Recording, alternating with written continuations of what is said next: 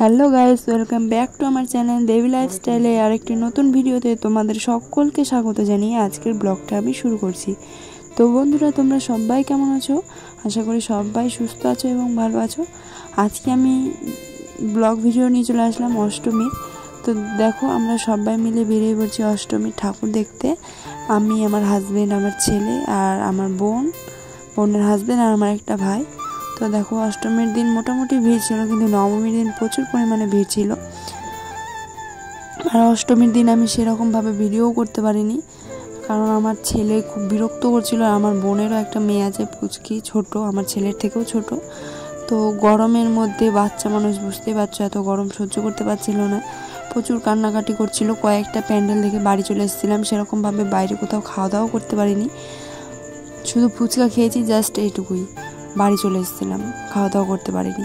তো দেখো, এই যে আমার বোন আর আমার হাজব্যান্ড সামনে যাচ্ছিল আর আমরা পিছন পিছন আসছিলাম।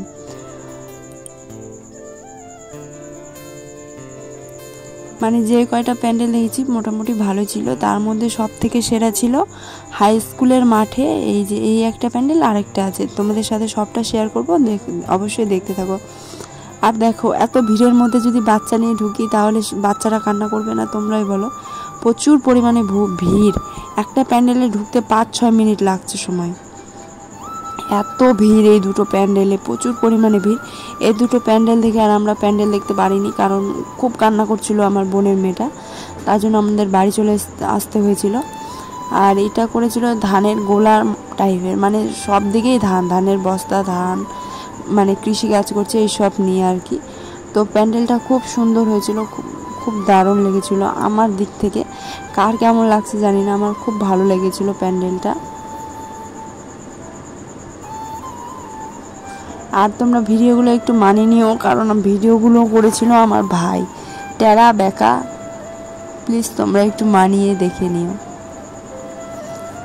আর এটা হচ্ছে হাই স্কুলের মাঠে আরেকটি প্যান্ডেল, এটা হচ্ছে আরজি করের ঘটনাটা তুলে ধরা হয়েছে এখানে। তো তোমরা লেখাগুলো পড়লেই বুঝতে পারবে, পুরো আরজি করের ঘটনাটা এখানে তুলে ধরা হয়েছে। এই প্যান্ডেলটাও খুব সুন্দর হয়েছিল, মানে ডেকোরেশনটা, ভিতরের ডেকোরেশনটাও খুব সুন্দর,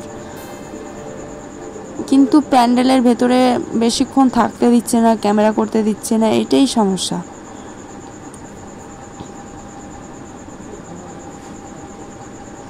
দেখো, একটা প্যান্ডেলের ভিতর ঢুকতে কত সময় লাগছে, আমি এখনও একটা প্যান্ডেলের ভিতর ঢুকতে পারিনি, কত সময় ওয়েট করার পর তারপরে প্যান্ডেলের ভিতর ঢুকতে পেলাম। আর এই প্যান্ডেলের ভিতর তোমাদের দাদাভাই ঢুকেই নি, এত গরমের ভিতর বাচ্চা নিয়ে ঢুকা যায় তোমরাই বলো? তার জন্য তোমাদের দাদাভাই বাইরেই আমার ছেলেকে নিয়ে দাঁড়িয়েছিল। আর এই যে দেখো, লেখাগুলো পড়লে তোমরা বুঝতে পারবে আরজি করের ঘটনাটা এখানে তুলে ধরা হয়েছে। আর এই ডেকোরেশনগুলো করেছে, খুব সুন্দর ছিল। লেখাগুলো তোমরা যদি পড়ো, একটু কাট করে দেখো, তাহলে তোমরা বুঝতে পারবে। আর এই যে এখানকার প্রতিমাটা প্রচুর পরিমাণে সুন্দর ছিল, খুব ভালো লাগছিল দেখতে প্রতিমাটাও। আর ওপরটাই এরকম ডেকোরেশন করছে, জানলা দরজা একটা ঘরের মধ্যে। আর এই যে দেখো, আমি, আমার হাজবেন্ড, আর এদিকে আমার ভাইরাও আছে, এই যে আমার ভাই। এই বাচ্চা মানুষ কি আর ভিডিও করবে। আর আমার ছেলে তো কি বলবো, এত লাইট আলো দেখে কারো হাত ধরতে চাইছে না, শুধু বিরক্ত করছে, একা একা হাঁটবে। আর তোমাদেরকে তো বললাম বাইরে সেরকমভাবে কোনো কিছু খাওয়া দাওয়া করতে পারিনি, তার জন্য বাড়িতে বিরিয়ানি নিয়ে চলে এসেছিলাম। তো বিরিয়ানিকে খাওয়া দাওয়া করেই শুয়ে পড়েছি।